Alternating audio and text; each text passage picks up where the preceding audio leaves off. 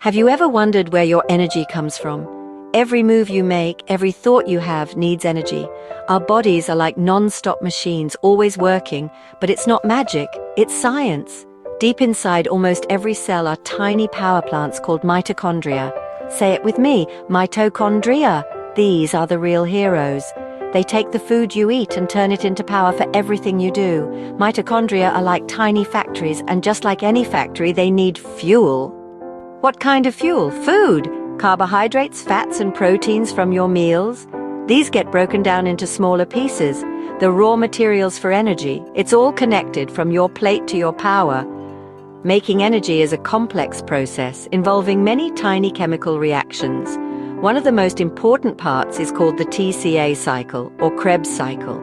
Are you ready to explore this amazing energy-making pathway? Let's dive in and see how it all works. Science rules. The TCA cycle goes by many names. Tricarboxylic acid cycle, Krebs cycle, citric acid cycle. Why so many names? Because it's incredibly important. It's a superstar process in our cells, a central part of cellular respiration. This is how our cells breathe to make energy, right inside those mitochondria. Think of cellular respiration as a concert, and the TCA cycle is the main act. It's a cycle going round and round, crucial for almost all living things that use oxygen, from yeast to blue whales. If an organism uses oxygen, it likely uses this cycle. It's a fundamental process for life on Earth. The TCA cycle is a cornerstone of understanding life. It shows how cells extract energy from food and connects the breakdown of sugars, fats, and proteins. Understanding it unlocks so much about how our bodies work. It's like a backstage pass to the machinery of life. It might seem complicated, but we can break it down. Let's explore the cool details.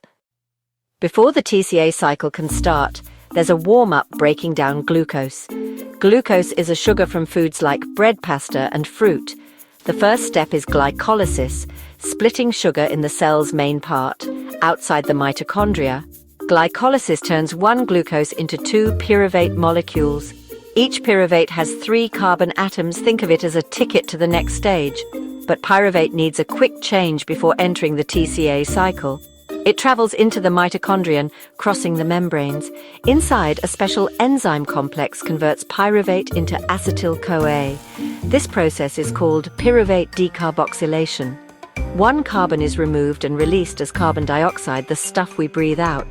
Acetyl-CoA is the star player that enters the TCA cycle. The acetyl part has 2 carbons. CoA is a helper molecule. Acetyl-CoA is the key that unlocks the TCA cycle door. It carries those 2 precious carbons into the cycle, ready to release their energy. Now the main event, the TCA cycle, can begin. Let the energy games commence. Ready for the next step? Let's go. The stage is set. Acetyl-CoA is ready. The TCA cycle starts and ends with the same molecule, oxaloacetate, a 4-carbon host. Acetyl-CoA, 2 carbons, meets oxaloacetate, 4 carbons. The coenzyme A part is released. Its delivery job is done. When acetyl-CoA and oxaloacetate combine, they form citrate, a 6-carbon molecule. Citrate is similar to citric acid, the kind in lemons and oranges. That's why it's called the citric acid cycle. This first reaction is crucial. It kicks off the entire cycle. An enzyme called citrate synthase makes this happen. It carefully joins the 2 molecules together. And boom, we have citrate and the cycle is spinning. Next, citrate gets a little makeover. Ready for the next transformation? Let's see what happens. We have our 6-carbon citrate molecule. Step 2. Citrate is rearranged into isocitrate, same atoms, new arrangement. This shuffle done by the enzyme aconitase sets up the next big step.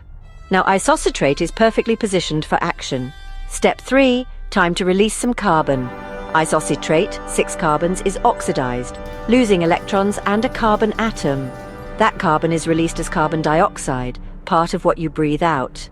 As isocitrate is oxidized, high-energy electrons are picked up by NAD+, forming NADH. NAD is like a tiny charged-up battery ready to make more energy later. The molecule left is now a 5-carbon alpha-ketoglutarate. 2 big things happened. We lost a carbon as CO2 and we made NADH. The cycle is all about capturing energy and releasing waste. Each step is carefully choreographed. The next step, more energy and another carbon release. The cycle keeps spinning. Ready to keep going? Let's move on. Science in action. Next up is step 4, starring 5-carbon alpha-ketoglutarate. Time to lose another carbon atom, released as carbon dioxide. That's the second CO2 produced in the cycle. Alpha-ketoglutarate is oxidized, and another NAD plus grabs electrons, becoming NADH. The remaining 4-carbon piece attaches to coenzyme A, forming Acetyl-CoA. Step 5. The high-energy bond in Acetyl-CoA is broken. This releases energy to make GTP, or ATP, the cell's energy currency. The molecule left is succinate, a 4-carbon molecule. We started with 4-carbon oxaloacetate, added 2 carbons, lost 2 as CO2, and now we're back to 4. But it's not oxaloacetate yet. A few more steps to go. We're making good progress harvesting that energy. The cycle is almost complete. Ready for the final reshuffles? Let's finish strong. We're on the home stretch. Step 6. Succinate is oxidized, losing 2 hydrogens. This time, FAD picks them up, becoming phage-2, another energy carrier. The new molecule is fumarate, still with 4 carbons. Step 7. Fumarate gets a water molecule added, turning it into malate. This hydration changes its shape, prepping it for the final step. Step 8. Malate is oxidized, and NAD plus grabs more electrons, forming another NADH. Malate becomes oxaloacetate, the molecule we started with. The cycle is ready to spin again. Each turn captures energy and regenerates the starting material. The TCA cycle is a perfect loop, always ready for more fuel. All these steps are about harvesting energy and keeping the cycle going. The products, NAD, FAD2, and GTP, are the real prizes. They'll be used to make even more ATP. The cycle never stops as long as you're alive. That's the magic of cellular energy. Let's see what we get from one spin. We've made it all the way around the TCA cycle.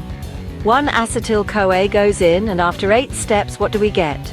2 molecules of carbon dioxide are released, the 2 carbons from acetyl-CoA. 3 molecules of NADH are produced, 1 each in steps 3, 4, and 8. 1 molecule of FAD2 is made in step 6. 1 molecule of GTP, or ATP, is made in step 5. NADH and FAD2 are loaded with high-energy electrons. These are the big wins. They'll help make lots of ATP in the next stage. The carbon dioxide is a waste product for us, but plants love it. The TCA cycle is all about energy capture and recycling. To sum up, 2 CO2, 3 NADH, 1 FAD2, and 1 GTP ATP per Acetyl-CoA. These products are vital for powering your cells. Next, they head to the electron transport chain for even more energy. Why is this cycle so important? Every move you make, every thought needs energy. The TCA cycle is the central hub for metabolism, not just for sugars, but also fats and proteins. These building blocks can be converted into molecules that feed into the cycle. That makes the TCA cycle super efficient and versatile. But if the cycle doesn't work properly, energy production drops. Cells can't make enough ATP, and that can cause serious health problems. Some rare genetic diseases affect TCA cycle enzymes, impacting the brain and organs. This shows how vital the cycle is for life and health. The TCA cycle unlocks energy from food, powering everything you do. Understanding it reveals the beautiful complexity of life. It's a tiny spinning wheel that powers our world. Science is incredible. Keep exploring and stay curious. The adventure of discovery never ends.